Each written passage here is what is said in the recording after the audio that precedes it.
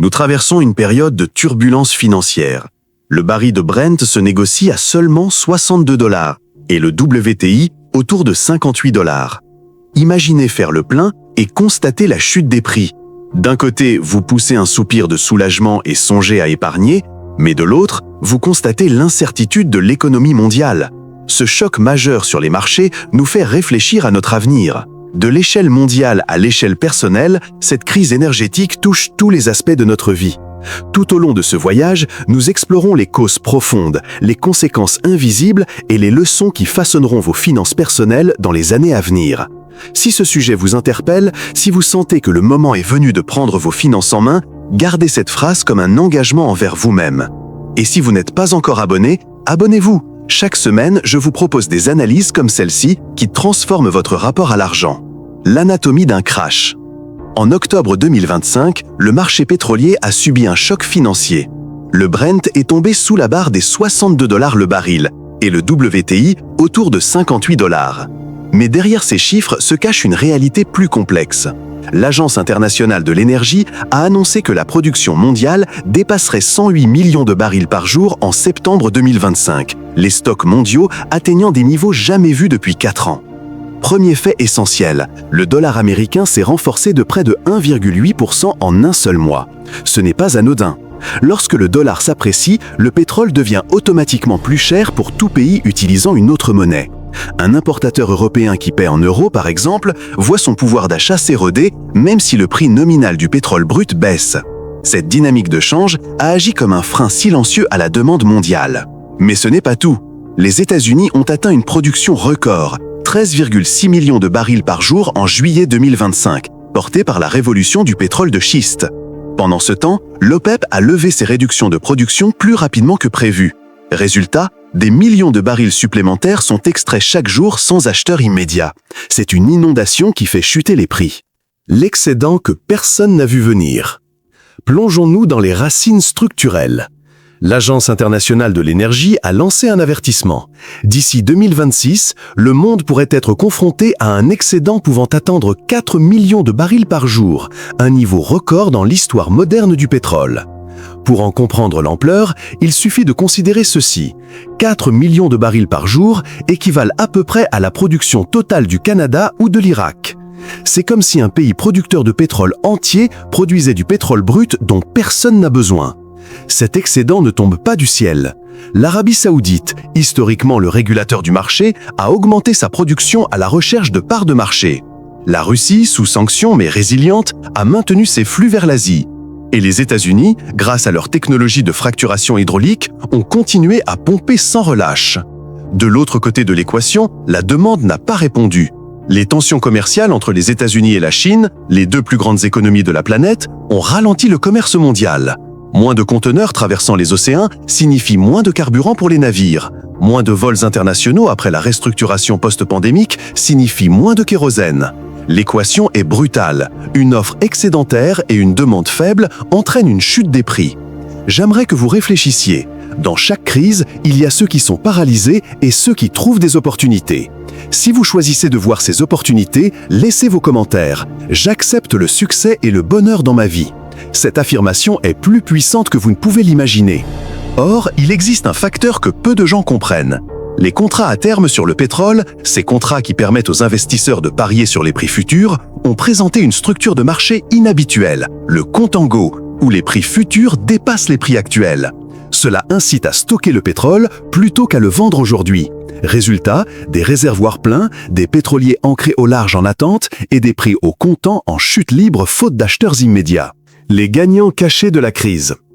Tout le monde ne souffre pas de la même manière. Alors que les compagnies pétrolières traditionnelles voient leurs marges baisser, certains secteurs se réjouissent discrètement. Les compagnies aériennes commerciales sont les premières à en bénéficier. Le carburant représente entre 20 et 30% de leur coût d'exploitation. Lorsque le prix du kérosène baisse, leur marge d'exploitation augmente considérablement. Delta Airlines, par exemple, a indiqué au dernier trimestre 2024 que chaque dollar de réduction du prix du baril lui permettait d'économiser environ 40 millions de dollars par an. Multipliez ce chiffre par une différence de 30 ou 40 dollars et vous obtenez plus d'1 milliard d'économies potentielles pour une seule compagnie aérienne. Les entreprises de logistique sont également gagnantes. FedEx et UPS transportent des millions de colis chaque jour. Leur flotte terrestre et aérienne consomme des quantités industrielles de carburant. Un baril moins cher signifie une baisse des coûts par colis livré, ce qui peut se traduire par des prix plus compétitifs ou des dividendes plus élevés pour les actionnaires. Mais il existe un gagnant moins évident, les raffineries. Ces entreprises achètent du pétrole brut bon marché et le transforment en essence, diesel et autres produits raffinés. Lorsque les prix du pétrole brut baissent, mais pas ceux des produits raffinés, l'écart, appelé cracking spread, se creuse. Valero Energy et Marathon Petroleum, deux grands raffineurs américains, ont vu leur marge augmenter de plus de 15% au troisième trimestre 2025 par rapport à l'année précédente. Et puis, il y a l'industrie pétrochimique. Des entreprises comme BASF et Dow Chemical utilisent des dérivés du pétrole comme matière première pour les plastiques, les engrais et les produits chimiques industriels. La baisse des prix du pétrole brut se traduit par une réduction des coûts de production, améliorant ainsi leur compétitivité face aux producteurs des régions où l'énergie est plus chère. Telles sont les règles du nouveau jeu financier. Si vous apprenez des choses auxquelles vous n'aviez jamais pensé, abonnez-vous à la chaîne. Ici, pas de remplissage, juste des informations qui impactent votre économie réelle. Le mirage du soulagement. Voici le paradoxe qu'il faut comprendre. Oui, faire le plein coûte moins cher aujourd'hui. En Espagne, par exemple, l'inflation est revenue à 3,0% en septembre 2025.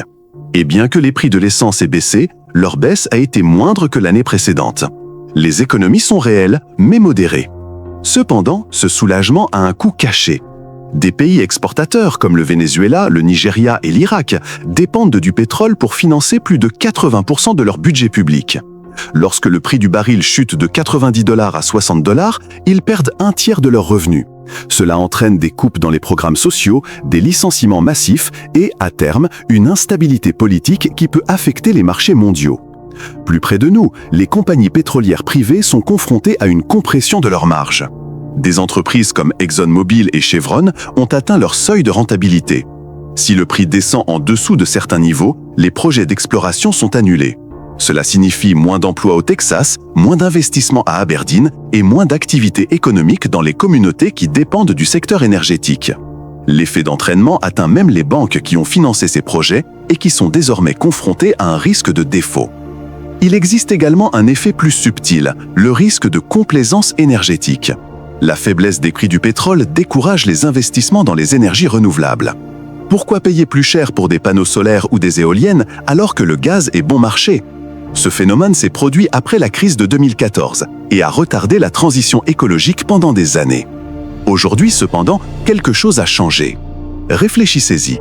Chaque décision financière que vous prenez aujourd'hui façonne votre réalité de demain. Si vous croyez vraiment en votre capacité à prospérer même dans les moments difficiles, écrivez dans les commentaires « J'accepte le succès, l'argent et le bonheur dans ma vie ». Ce n'est pas de la magie, c'est une question de mentalité. La transition silencieuse. Alors que les prix du pétrole s'effondrent, une révolution est en marche.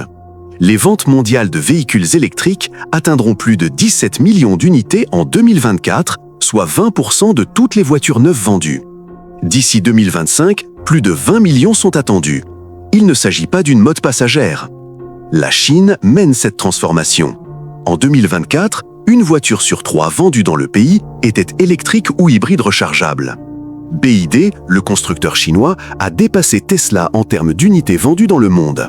L'Europe n'est pas loin derrière. La Norvège a atteint 90% de ventes de véhicules électriques.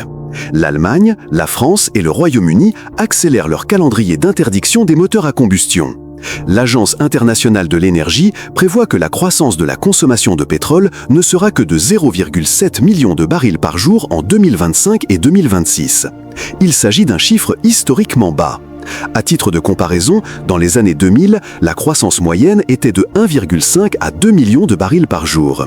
L'électrification des transports, l'amélioration du rendement des moteurs et le passage au télétravail érodent structurellement la demande. Voici le point crucial.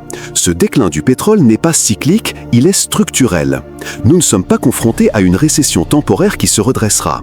Nous assistons au début de la fin de l'ère du pétrole comme pilier énergétique mondial. L'expert Art Berman l'affirme catégoriquement. L'ère du pétrole bon marché a pris fin il y a 20 ans.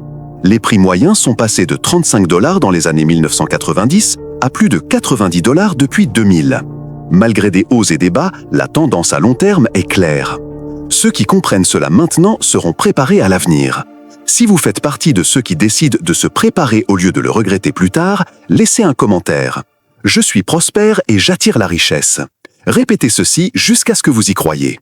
Leçon pour votre patrimoine. Transposons cela à vos finances personnelles. Premièrement, la diversification est votre bouclier. Si vos investissements sont concentrés dans les actions des compagnies pétrolières traditionnelles, il est temps de repenser votre stratégie. Les fonds d'investissement qui suivent l'évolution du S&P 500 ont une exposition de 3 à 4% aux énergies fossiles. Pensez à équilibrer votre stratégie avec des secteurs défensifs, santé, technologie et biens de consommation de base. Deuxièmement, saisissez l'occasion, mais ne vous reposez pas sur vos lauriers. Si vous conduisez un véhicule thermique, cette baisse des prix vous permet d'épargner. Réinvestissez cette épargne dans un fonds d'urgence ou des investissements à long terme. Une étude Vanguard a montré que les familles qui épargnent régulièrement 10% de leurs revenus pendant 30 ans accumulent en moyenne 6 fois leur salaire annuel, en supposant un rendement modéré de 5% par an. Troisièmement, investissez dans l'éducation financière. C'est votre atout le plus précieux. Consacrez 1 heure par semaine à comprendre le fonctionnement des taux d'intérêt, des fonds indiciels et des obligations d'État. Des plateformes comme Coursera et Khan Academy proposent des cours gratuits. Le retour sur investissement des connaissances financières est incalculable. Quatrièmement, considérez l'efficacité énergétique comme un investissement. Si vous êtes propriétaire, pensez à l'isolation thermique, aux appareils électroménagers économes en énergie et même aux panneaux solaires si votre situation géographique le permet. En Espagne, le gouvernement offre des subventions allant jusqu'à 40% pour les installations photovoltaïques résidentielles. Le retour sur investissement est généralement de 7 à 10 ans, après quoi vous produisez de l'électricité pratiquement gratuitement. Cinquièmement, maintenez vos liquidités. En période de volatilité, disposer de 3 à 6 mois de dépenses en trésorerie ou équivalent vous protège contre la vente de vos investissements au pire moment. La liquidité est synonyme de pouvoir de négociation, de tranquillité d'esprit et de liberté de mouvement. L'avenir s'écrit aujourd'hui. Regardons vers l'avenir. Les analystes de Goldman Sachs prévoient que le Brent pourrait se stabiliser entre 60 et 80 $ d'ici fin 2025, à condition que l'OPEP réduise encore sa production et que l'économie mondiale évite une récession. JP Morgan se montre toutefois plus prudent, avertissant que si l'excédent persiste, les prix pourraient approcher les 50 $ d'ici mi-2026. Mais la vérité dérange. Personne ne le sait avec certitude. Les marchés sont des organismes vivants, réactifs et imprévisibles. Un conflit géopolitique au Moyen-Orient pourrait faire flamber les prix en quelques semaines. Une profonde récession en Chine pourrait les faire chuter encore davantage. Ce que nous savons, c'est que la transition énergétique est irréversible.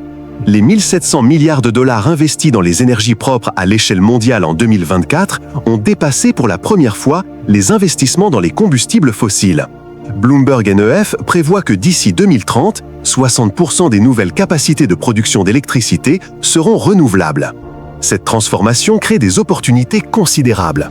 Le secteur du stockage par batterie, par exemple, connaîtra une croissance annuelle de 25% jusqu'en 2035, selon McKinsey. Des entreprises comme Tesla Energy, LG Chem et KTL sont à l'avant-garde de cette révolution. Investir dans des fonds d'énergie propre comme l'ETF iShares Global Clean Energy ou l'ETF Invesco Solar vous permet de profiter de cette méga tendance. Des opportunités émergent également dans le domaine des infrastructures de recharge. ChargePoint, EVgo et d'autres entreprises construisent des réseaux de recharge. Les gouvernements allouent des milliards à ces infrastructures. C'est l'équivalent des stations-service au siècle dernier. Celui qui contrôle le réseau de recharge contrôle le marché. Si ce contenu vous ouvre les yeux sur des opportunités que vous n'aviez pas vues auparavant, abonnez-vous. Cette chaîne a pour but de vous donner un avantage informationnel dans un monde financier de plus en plus complexe. Le pouvoir de l'état d'esprit. En fin de compte, le plus important n'est pas ce qui se passe sur les marchés, mais la façon dont vous réagissez. La différence entre ceux qui prospèrent en période de crise et ceux qui sombrent ne réside pas dans le capital initial, mais dans l'état d'esprit. Warren Buffett l'a dit clairement. Soyez craintifs lorsque les autres sont avides et avides lorsque les autres sont craintifs. Pendant la crise financière de 2008, alors que la panique s'emparait de lui, Buffett a investi des milliards dans des entreprises solides à des prix imbattables. Aujourd'hui, ces investissements valent bien plus cher. Votre attitude définit votre situation financière. Cultivez la patience. Les intérêts composés, cette force qu'Einstein appelait la 8e merveille du monde, prennent du temps. Si vous investissez 1000 $ par an pendant 30 ans, avec un rendement annuel de 7%, vous accumulerez plus de 94 000 $. Le temps est votre meilleur allié. Faites preuve de discipline également. Automatisez votre épargne. Mettez en place des virements automatiques le jour de votre salaire. Payez-vous en premier. Cette simple habitude, décrite dans le livre de David Bach, Le millionnaire automatique, a transformé des millions de vies. Et cultivez la curiosité. Lisez des articles sur la finance, écoutez des podcasts sur l'investissement, suivez des experts reconnus. La connaissance composée est aussi puissante que l'intérêt composé. Chaque livre lu, chaque concept maîtrisé accroît votre capacité à générer de la richesse. Ce que vous venez d'observer avec le pétrole nous rappelle que nous vivons dans un monde en constante évolution. Cette crise énergétique révèle des vérités profondes. Les systèmes changent, les certitudes s'évaporent, mais votre capacité d'adaptation demeure. La chute des prix du pétrole allège certains coûts aujourd'hui, mais elle signale une transition historique vers un mix énergétique différent. L'important n'est pas les chiffres affichés, mais ce que vous en faites. Chaque crise est porteuse d'opportunités. Chaque changement structurel redistribue la richesse à ceux qui sont préparés. La question n'est pas de savoir si le prix du pétrole va augmenter ou baisser demain. La question est, construisez-vous un patrimoine résilient, diversifié et informé? Votre bien-être financier ne dépend pas de votre capacité à prédire l'avenir, mais de votre capacité à vous préparer à de multiples futurs possibles. Épargner, investir, apprendre, s'adapter, c'est la voie vers une prospérité durable. Ce voyage ne fait que commencer. Si vous souhaitez continuer à vous renseigner sur la finance, les marchés et les décisions financières judicieuses, c'est votre espace. Abonnez-vous et cliquez sur la cloche pour ne pas manquer la prochaine analyse. La transformation énergétique, économique et technologique à laquelle nous assistons redéfinira le 21e siècle. Ceux qui comprennent les forces profondes en jeu, qui agissent avec intelligence et patience, laisseront un héritage qui transcende les générations. Les prix du pétrole s'effondrent aujourd'hui, mais votre avenir financier se construit grâce à chaque décision éclairée que vous prenez. Et cet avenir peut être extraordinaire.